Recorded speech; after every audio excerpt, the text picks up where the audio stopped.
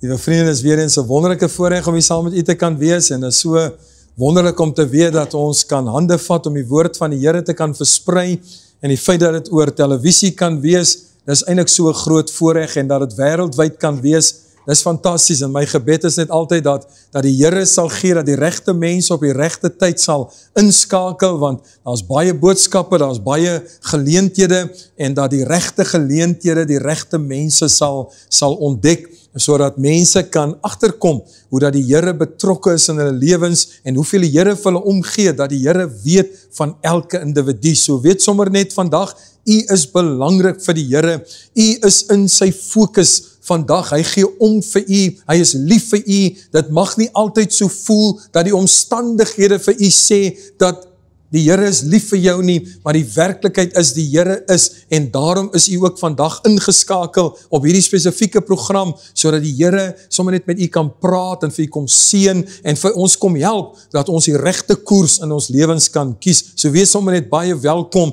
en mag die Here nou in die volgende paar minute ook vir u elkeen ryklik seën. Kom ons sluit die oë, dan bid ons saam. Hemelse Vader, dit is altyd 'n voorreg, Here, om met u te kan praat, om tot u te kan nader. Dis wonderlik om te weet, u woord verklaar dit ook nader tot hom, en hy sal tot julle nader. Here, baie, baie dankie daarvoor, ons eer u, ons nader dan nou tot u, Here, want sonder u is ons niks, en sonder u kan ons niks doen nie. So ons bid en vra dat u net verheerlik sal kom word in en deur ons lewens. Ons bid en vra dat u naam geheilig sal word. Here, ons bid en vra in hierdie dag dat u sal praat met wie u moet praat, dat u sal werk, dat u harte ontvanklik sal maak. Ons wil bid, Here, vandag vir almal wat siek is. Ons wil hulle kom opdra voor die troon, omdat ons weet, dis nie lekker om siek te wees nie. Dis nie lekker om dalk gedurig pyn te moet het nie. Dis nie lekker om ongemak die hele tyd te verduur nie. Dis nie lekker om altyd aan 'n bed vasgekluister te wees nie. Here, ons roep die naam van die Here aan. Ons bid dat u magtiglik sal kom werk. Ons bid, Here, dat u sal kom ingryp in elke situasie. U ken die noodkreet, u ken die pyn, u weet alles, o Here, en ons roep u aan en ons bid en vra vir genade, want u is 'n genadige God. Ons dank u vir wie u is, ons dank u vir wat u kan doen, en ons dank u vir wat u beteken in ons lewens. Ons loof u heilige naam. Seën dan nou elkeen, Here, seën ook u woord soos wat ons dit met mekaar sal deel, en laat u naam net geheilig word. In die naam van Jesus bid ons dit, en met baie, baie danksegginge. Amen. Amen. En liewe vriende, ek wil graag saam met u lees hier in Lukas hoofstuk 12, Lukas 12 vanaf vers 13, tot en met vers 21. En een van die skare sê vir Jesus, Meester, sê vir my broer dat hy die erfenis met my moet deel. Maar Jesus antwoord hom, mens, wie het my as 'n regter of deler oor julle aangestel? En hy sê vir hulle, pas op en wees op julle hoede vir die hebsug, want iemand se lewe bestaan nie uit die oorvloed van sy besittings nie. Toe vertel hy hulle hierdie gelykenis. 'n Ryk man se grond het goed gedra, en hy het by homself geredeneer en gesê, wat sal ek doen? Want ek het geen plek waar ek my oes kan insamel nie. Toe sê hy, dit sal ek doen. Ek sal my skure afbreek en groter bou, en ek sal daar al my opbrengste en my goed insamel. En ek sal vir my siel sê, siel, jy het baie goed wat weggesit is vir baie jare. Neem, rus, eet, drink en wees vrolik. Maar God het aan hom gesê, jou dwaas, in hierdie nag sal hulle jou siel van jou afeis, en wat jy gereed gemaak het, wiesins sal dit wees? So gaan dit met hom, wat vir homself skatte vergader, en nie ryk is in God nie. Net tot sover dan die geleesde deel. Nou, liewe vriende, ek aanvaar eintlik maar, as ek hierdie gedeelte met die deel, dan aanvaar ek praat met eenvoudige mense, ek praat met mense wat nie baie geld het nie, wat nie oorvloed van rykdom het nie, mense wat eintlik wil sê, Here, ek wens so, ek het elke maand of elke week net iets ekstra, om by iets ekstra uit te kan kom. Dit is die normale mens se lewe. Ons almal wil graag bietjie ekstra hê, maar ons weet dis nie vir ons beskore nie. So dit is maar, jy gaan van maand tot maand en week tot week, wanneer die betaaldag ook al mag wees, en jy vind uit, jy kom altyd net uit. Baie keer voel het jy kom nie uit nie, maar uiteindelik kom jy net uit. So, hierdie gedeelte wat ons hier gelees het nie so seer te maak met, dat jy moenie rykdom by mekaar maak nie, en jy mag nie ryk wees, of jy mag nie begeer dalk om iets meer te hê nie. Hierdie gedeelte gaan daaroor dat Jesus onder andere vir ons wil leer, en dat hy onder andere vir ons wil sê, dat dit is belangrik dat 'n mens moet beplan. Dit is so belangrik vir elke mens se lewe, want so baie keer dan is 'n mens mos nou maar nalatig, ons het baie keer die standpunt van, ag, ek gaan net met die vloei, en ons weet by tye werk het soms, en ander tye werk dit glad nie, omdat jy nie beplan het nie. So, Jesus vertel vir ons die verhaal hier van 'n man, wat eintlik 'n beplanner was, maar dan wil Jesus vir ons uitwys dat in sy beplanning, hy so selfsugtig is, dat hy lelike foute maak. En deel daarvan was dan nou, omdat hy genoeg rykdom gehad het, het hy gedink dat hy die mag het, om eintlik te kan maak wat hy wil. So, as 'n mens dan nou, kyk na die gedeelte, dan eerstens sien ons hier, dat hierdie man het 'n goeie oes gehad, groter as wat hy al ooit gehad het. En nou vra hy vir hom die vraag af, wat gaan ek doen? Hoe gaan ek hierdie oes geberg kry? En dit is nou waar een van sy dom besluite inkom.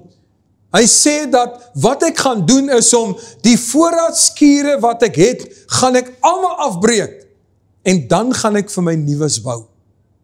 Nou, hoekom is dit so dom, wil ek eintlik vra?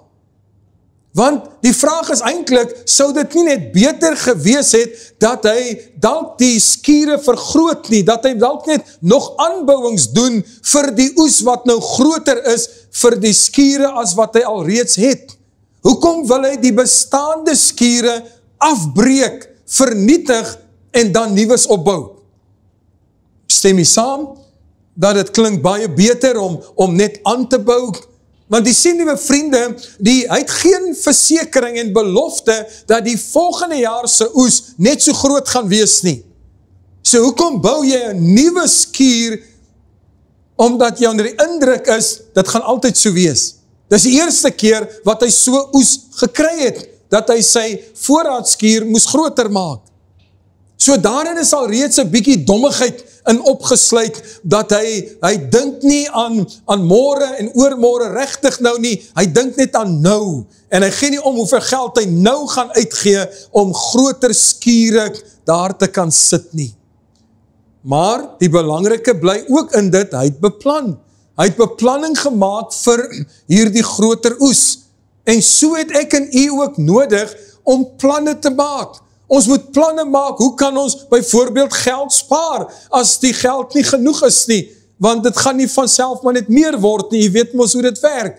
Ons moet planne maak, hoe ons gaan by die werk uitkom. Ons moet planne maak, hoe kan ek my werk beter doen? Ons moet planne maak, soms vir, hoe kan ek 'n beter werk kry, met 'n beter inkomste, of wat die geval mag wees. En so kan 'n mens aangaan, ons moet beplan, waar gaan ons kinders skool gaan? Waar gaan hulle universiteit gaan? Waar wil ek gaan werk? Waar wil ek uiteindelik gaan bly? En so word 'n mens die hele tyd gekonfronteer met, wat is die plan? Wat is die plan wat jy in plek gesit het, vir dit wat jy wil sien moet gebeur? So hierdie man het planne gemaak, hy het planne gehad. Maar dan, wat Jesus vir ons hier wil uitwys, wat hierdie man se grootste fout was die feit, dat hy net planne gehad vir hierdie lewe. Hy het nie planne gehad vir die lewe hierna nie. En so dikwels is dit, dat 'n mens altyd dink net aan nou, en dat 'n mens baie keer dink, eers as ek by die nou reg gekom het, dan kan ek dink verder aan. Dan kan ek dink aan die ewigheid. Maar vriende, wat Jesus hier vir ons baie duidelik wil uitlig, is dat van dag 1 af, moet jy beplan vir die ewigheid. Jy moet beplan waar jy die ewigheid wil deurbring. Jy moet beplan wat jy met jou lewe wil maak. Wil jy die Here dien of wil jy nie die Here dien nie? Wil jy breek met sonde of wil jy nie breek met sonde nie? Want u sien, ons weet dat die groot gedagte wat hier uitkom, is die onsekerheid van die lewe. Is die feit dat 'n mens kan doodgaan. En die hele storie hier gaan juist daaroor dat hier 'n pa skielik afgesterf het. En nou dat die pa afgesterf het, is hier 2 seuns wat wil seker maak, elkeen kry sy regmatige deel. En hulle is so ernstig daaromtrent, dat hulle na Jesus toe kom, en eintlik vir hom as 'n eksekuteur wil aanstel, en sê, Here, sê vir my broer, maak u seker, dat ons helfte kan kry. Want die dood het ingetree. En ons weet vandag, liewe vriende, dis ongelukkig so, dis eintlik hartseer vandag, om na die nuus te luister, want daar's altyd van mense wat doodgegaan het. Soms is dit massas mense wat doodgaan, maar daar's altyd sterftes, en mense het al by 'n plek gekom, waar hulle baie kere verbitterd die dood ontmoet, en dat die wat agterbly, verbitterd agterbly, oor wat die dood kom doen het, omdat die dood verhoudings opgebreek het, omdat die dood families opgebreek het, omdat die dood planne in die wiele gery het. Want jy sien, ek sê altyd baie kere, maak ek die stelling, dan sê ek, die lewe is wreed. Die lewe gee nie om vir jou nie. Want jy sien, dit gebeur, ek het al baie daarvan gehoor, en dit beleef, dat jy beplan 'n groot verjaarsdag, dalk 'n 80ste verjaarsdag, dalk 'n 70ste verjaarsdag, dalk 'n 21ste verjaarsdag, en terwyl al die planne aan die rol is, en almal sien uit na die groot geleentheid, dan tree die dood in. Hoeveel keer het dit nie al gebeur in die verlede, dat mense 'n troue beplan, maar het eindig met 'n begrafnis. Die dood gee nie om vir jou planne nie. Daarom dat die Here wil vir ons uitlig in hierdie gedeelte, jy moet beplan vir die ewigheid. Jy moet vandag beplan vir die ewigheid, as jy nog nie planne gemaak het nie, want die vraag bly, waar wil jy die ewigheid deurbring? En as jy die ewigheid saam met die Here wil deurbring, dan moet jy vandag daarvoor reëlings tref. Amos sê dit mos so pragtig in Amos 4 vers 12, wat ons almal ken. Hy sê, maak jou klaar om jou God te ontmoet. Met ander woorde, maak planne, want jy gaan eendag voor die Here staan. En as jy eendag voor die Here staan, dan moet jy rekenskap gee van jou lewe, wat jy daarmee gemaak het. Wat het jy gemaak met die gawe van lewe, wat God vir jou gegee het? Jy weet mos dat ons almal voel, deesdae as iemand sterwe, dis te jonk. Hy was nog in die vleur van sy lewe, sy was nog so jonk, en soms is die persoon al 70 of 80, dan sê ons nog steeds, nee, dit is te jonk, daar moes nog 'n paar jare bygevoeg gewees het. Jy sien, want die dood vang ons altyd onkant, en daarom dat die Here sê, beplan vir die ewigheid, maak seker dat jy nou weet, waarheen jy op pad is met jou lewe, en wat jy wil hê, moet met jou lewe gebeur. Vriende, die Here wil vir ons sê dat hierdie man met al sy goeie beplanning wat hy gemaak het, al was daar dom besluite binne in hierdie beplanning, maar met al hierdie goeie beplanninge het hy een ding vergeet, en dit is dat hy is nie in beheer van sy eie lewe nie. Hy weet nie hoe lank hy gaan lewe nie. En daarom, as hy hierdie planne gemaak het vir sy lewe, en kyk mooi hierna, wanneer hy die planne gemaak het, hy die skure afgebreek, die ou skure het nuwe skure opgesit, dis vol voorraad, hy het genoeg. Luister net wat staan hier, liewe vriende. Hy sê in vers 19, en ek sal vir my siel sê, siel, jy het baie goed wat weggesit is vir baie jare. En wat het hier vir my en vir u kom openbaar, liewe vriende, is dat hierdie mens, hierdie man, het 'n honger in sy binneste gehad. Hy het 'n geestelike honger in sy binneste gehad, maar hy het nie geweet hoe om daardie honger te stil nie. En daarom het hy gehoop op goeie oeste. Hy het gehoop op die waarde daarvan sal baie geld werd wees. En toe gee die Here dit vir hom, want jy sien oeste lê nie alleen in die boer se hand oor hoe hy boer en wat sy bemesting hy gebruik en sy besproeiing of wat die geval mag wees nie. Boerdery is in 'n groot mate afhanklik van God se seën, van God se guns, want oor die weer het jy geen beheer nie. So hierdie man het hierdie beplanning gemaak en het hierdie goeie oeste het hy aan homself toegeskryf, want hy het dit beplan. En nou het hy die skure en dis vol voorraad en nou sê vir sy siel, siel, jy het baie, neem rus en eet. En weet jy, so baie keer, liewe vriende, ons almal, kom ek sê vir jy, so almal van ons word gedryf in die lewe. Weet jy, waardeur word ons gedryf? Ons word deur ons siele gedryf om in 'n verhouding met God te kom. Een van die groot kerkvaders, Augustinus, het die volgende gesê, en het bly altyd by my. Hy het gesê dat God het die mens so geskape, dat die siel van die mens kan net rus vind, as dit in God dit gevind het. God het die mens so geskape, dat die siel van die mens net kan rus vind, as hy dit in God gevind het.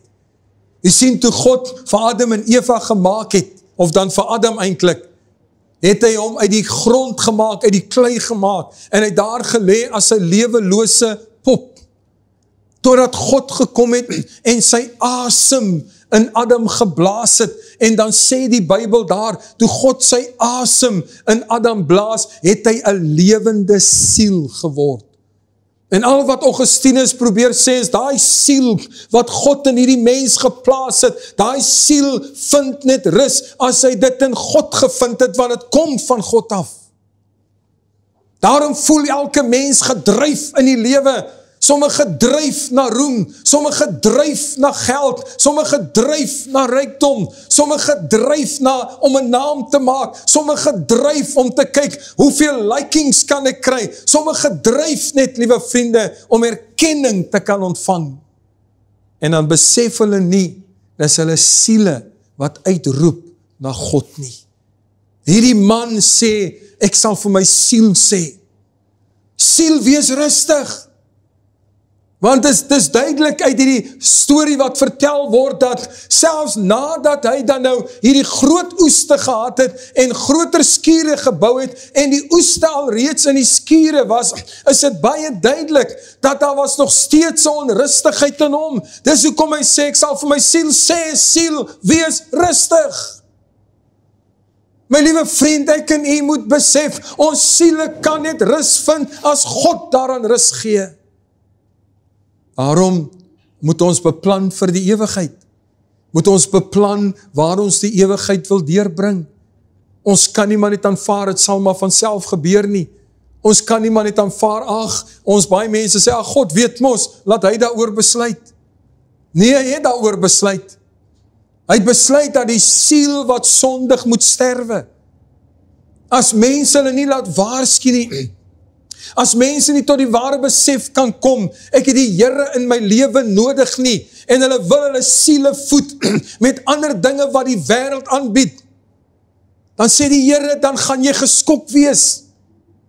Want die Bybel sê vir ons hier, toe hierdie man vir homself sê, ek sal vir my siel sê, siel, jy het nou genoeg, rus, het vrede, eet. Toe sê die Here, en God het daai nag aan hom verskyn. En God was nie jaloers oor sy rykdom nie. God was nie jaloers oor alles wat hy bymekaar gemaak het nie. In steede, God het nie eens daarvan melding gemaak as sulks nie. Hy het nie sy hande daaraan gesit nie. Al wat God vir hom gesê het, vandag sal ek jou siel van jou afeis. Ek sal vat wat myne is. Dit wat jy probeer voed het met rykdom, dit wat jy probeer voed het met 'n lang vakansie, dit behoort aan my. Jou siel smag na my, die lewende God. Die psalmdigters sê dit tog vir ons male sonder tal, my siel smag na God. En so, liewe vriende, moes hierdie man met 'n skok ontdek, dat al die harde werk wat hy ingesit het, al die fyn beplanning wat hy gemaak het, dit was nie genoeg om aan sy siel rus te verskaf nie. En daarom, liewe vriende, waar u nou luister na my, as jy nie die Here ken nie, dan kan ek nou vir u verseker, terwyl u luister na die woord, jou siel vind vreugde in die woord. Jou siel geniet dit wat hy nou hoor, want hy hoor van God, hy hoor die woord, en daarom het jy nodig om te reageer op daardie honger wat jou siel ervaar, daardie dors wat jou siel ervaar. Die Here het self gesê, dat in die laaste dae sal hy 'n honger in ons skep, en 'n dors in ons skep, nie 'n honger na brood nie, nie 'n dors na water nie, maar 'n honger en 'n dors na die lewende woord van God.